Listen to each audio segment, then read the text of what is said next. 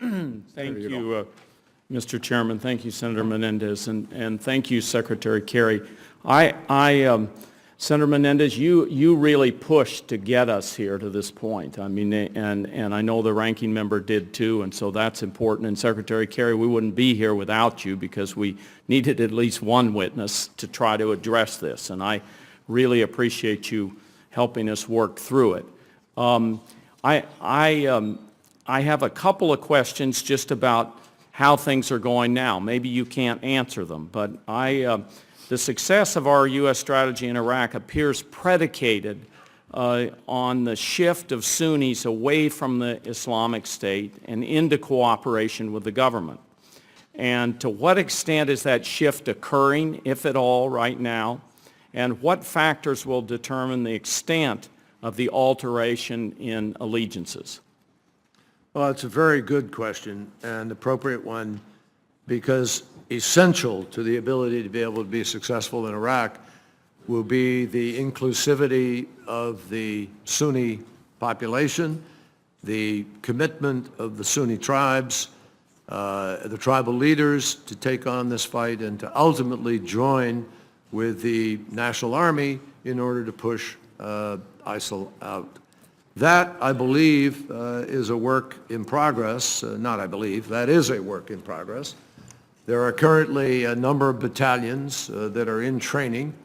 Those battalions, as they move out of training, will allow those that are experienced and held together to go out into the field.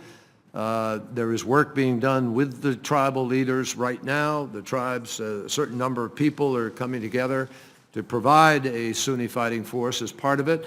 There is a plan to be implemented to put in place a National Guard, which will be more reflective of people and where they live, so that there's an inherent investment by them in defending that community, which there didn't exist. Is the shift taking place, and to what extent? That's that what shift I really is wanted beginning to, to take place. It is beginning to take place. It's in its early stages. I don't want to promise you something that's beyond where it is, but it is beginning, and it is legitimate, and there have been successes.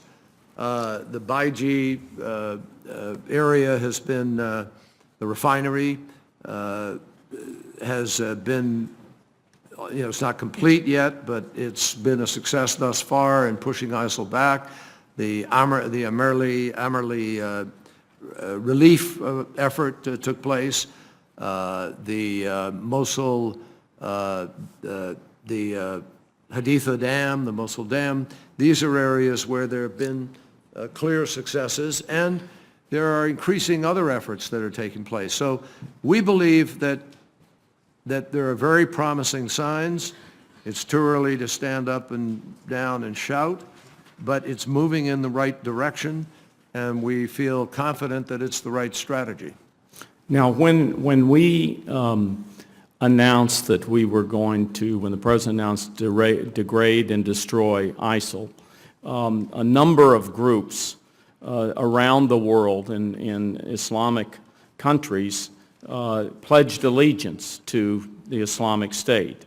How should the authorization of force treat groups who have pledged their allegiance to the Islamic State, including, as of December 2014, groups in Algeria, Libya, Egypt, Yemen, and Saudi Arabia? They should be associated forces. They fit under that category. Okay. Now, and you've outlined here the three areas of the authorization of force. One of them is duration.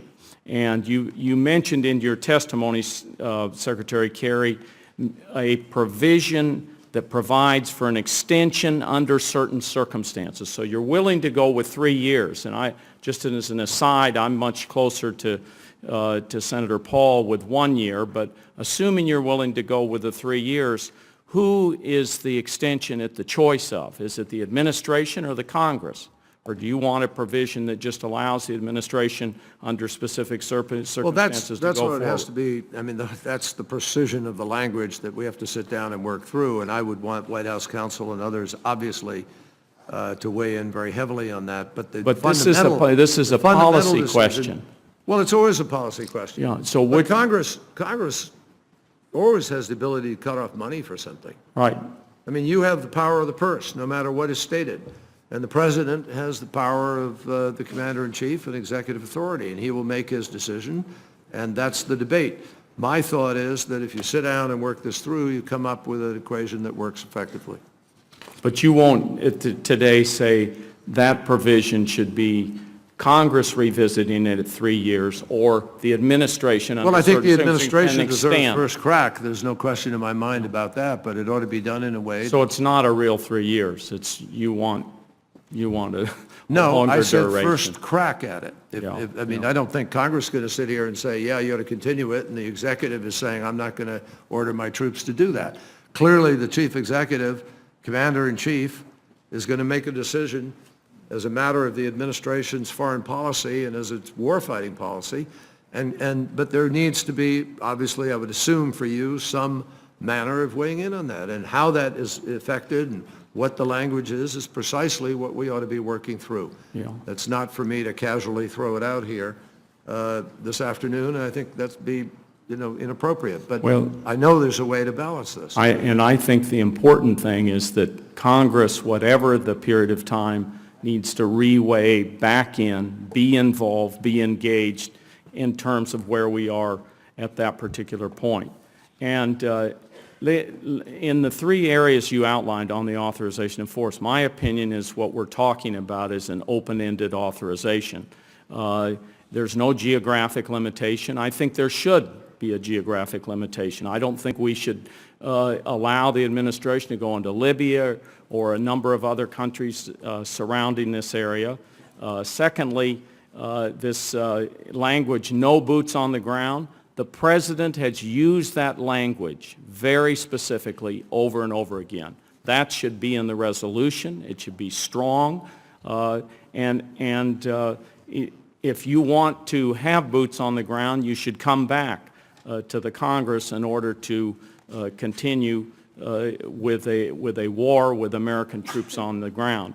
And as far as the duration, I mentioned that earlier, I think 1 year would be more appropriate because it's been very difficult for us to get the information we need in order to find out whether we should be moving forward or not. And then just as a final issue here, I want to mention the issue of paying for this. There's no doubt that we are starting a third war in this particular region. You don't have to look very far to know that it's a war, to look at Kobani, look at the troops that are fighting, look at the airstrikes.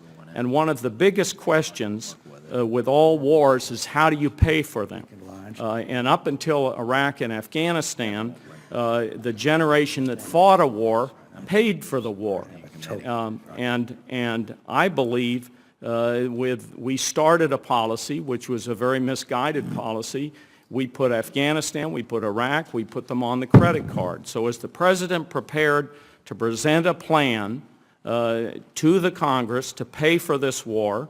The President says it's going to be lengthy. It's going to be 3 years. Is he willing to put forward war bonds, war surcharge, a terrorism tax like some have called for? Is he willing to put anything on the table in order to pay for this?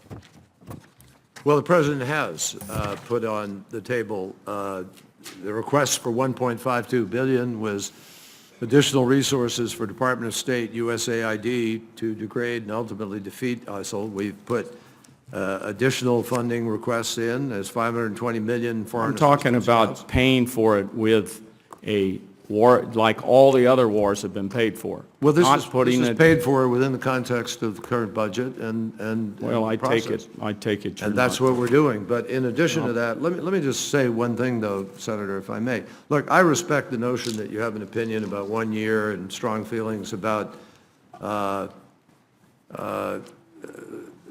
strong feelings about the geographic, et cetera. But I will say to you, if you limit this geographically, you are saying to, and we didn't limit al-Qaeda geographically.